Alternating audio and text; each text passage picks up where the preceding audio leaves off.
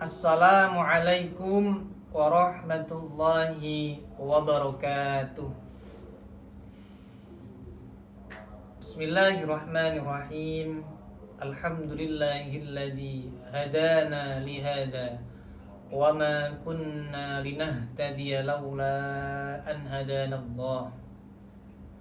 Allahumma salli wa sallim ala sayyidina Muhammadin wa ala alihi wa ashabihi ajma'in, amma ba'd. Hadirin yang berbahagia, pemirsa sekalian yang insya Allah dimuliakan oleh Allah Subhanahu wa ta'ala. Sahabatku yang berbahagia, saat ini banyak sekali sebagian dari kita mengatakan bahwa sholat hanya beban, sholat hanya kewajiban yang melelahkan, kewajiban yang sangat sulit untuk dikerjakan. Mereka merasa sholat hanya rutinitas biasa yang dikerjakan dan tidak, ya sama saja. Untuk itu pada kali ini saya akan menyampaikan materi tentang sholat bukan sekedar kewajiban, melainkan kebutuhan dan ungkapan syukur atas kenikmatan-kenikmatan. Teman-temanku yang berbahagia, sahabatku, pemirsa sekalian, Allah Subhanahu wa ta'ala berfirman, Innas sholata kanat 'alal mu'minina kitaban mawquta. Jelas dikatakan, sholat merupakan kewajiban yang ditentukan waktunya kepada orang-orang mukmin. Memang suatu kewajiban, tapi jika kita pelajari lebih mendalam, kita telisik lebih jelas, sholat menyimpan rahasia, keutamaan, fadilah yang luar biasa. Bahkan Rasulullah Sallallahu Alaihi Wasallam bersabda, "Ju'ilat qurratu aini fis sholati." Dijadikan sholat sebagai penyejuk hati, penenang hati, bukan sebagai beban, bukan hanya kewajiban, tapi adalah kebutuhan, bentuk penghambaan kepada Allah Ta'ala. Jika kita melihat gerakan-gerakan sholat, itu bukan hanya sekedar gerakan biasa, melainkan penuh dengan makna. Kita berdiri ingin melakukan sholat, itu merupakan tanda kesiapan kita untuk menghadap Allah Ta'ala yang Maha Kuasa. Kita ruku adalah bentuk penghormatan kita atas kebesaran Allah Ta'ala. Kita sujud, kita meletakkan dahi kita ke tanah, itu adalah proses penghambaan yang luar biasa, yang paling kuat, paling hebat. Rasulullah Sallallahu Alaihi Wasallam bersabda, aqrabu ma yakunul abdu min rabbihi wa huwa sajidun. Keadaan yang paling dekat antara hamba dan juga Tuhannya ialah ketika ia, seorang hamba, sujud. Sujud ketika kita lihat secara mata, memang hina kita meletakkan dahi kita ke tanah, tapi itulah proses penghambaan terkuat. Kita melepaskan ego kita, kesombongan kita, kita mengakui dosa-dosa kita saat kita bersujud. Dan itu juga bentuk rasa syukur kita, bersyukur atas kenikmatan-kenikmatan yang Allah berikan kepada kita, kenikmatan iman, kenikmatan kesehatan.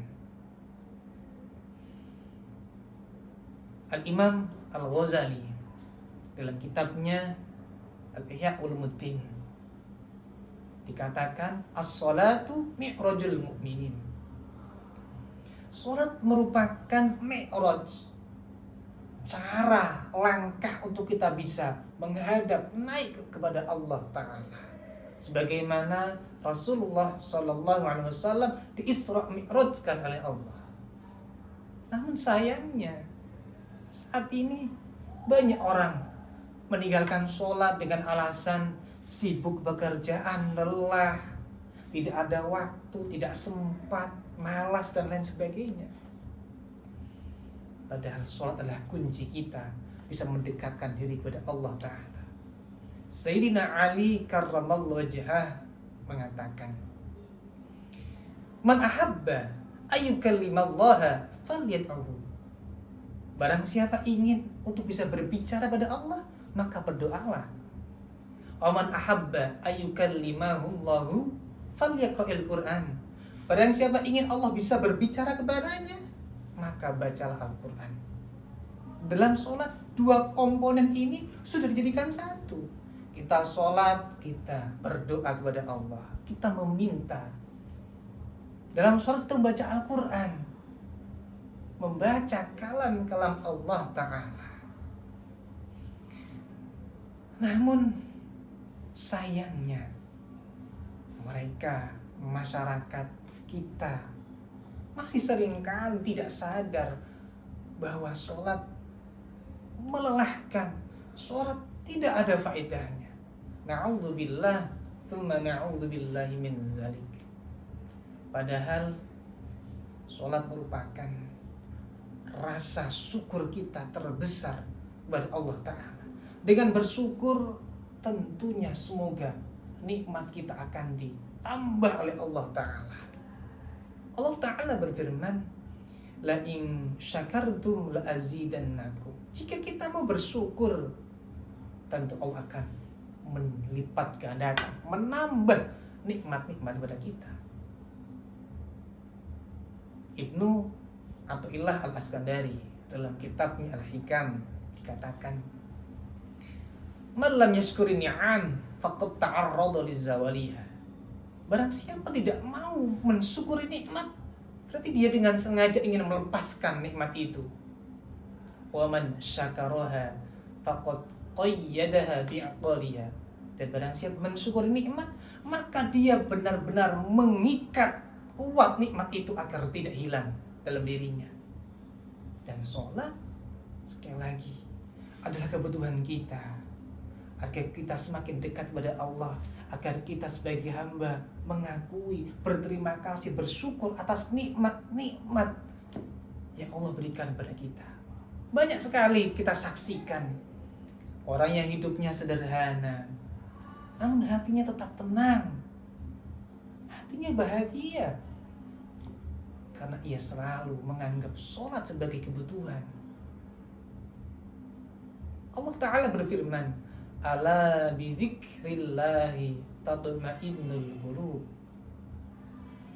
Ingatlah bahwa dengan zikir hati-hati akan menjadi tenang. Dan sholat merupakan zikir yang paling utama. Kita mengingat Allah Ta'ala, mengingat kebesaran Allah Ta'ala, kita merasa hamba yang lemah yang tidak punya apa-apa. Untuk itu, sekali lagi, apakah iya kita masih menganggap sholat adalah kewajiban, tuntutan yang memalaskan, yang berat? Oh, tentu tidak. Mari kita jadikan sholat adalah kebutuhan kita untuk menenangkan hati kita, untuk menyelesaikan masalah-masalah kita, dan sebagai bentuk kita bersyukur atas nikmat-nikmat yang luar biasa yang Allah berikan kepada kita semua. Akhiran, semoga kita semua menjadi hamba-hamba yang selalu merindukan sholat, yang selalu semangat untuk melakukan sholat.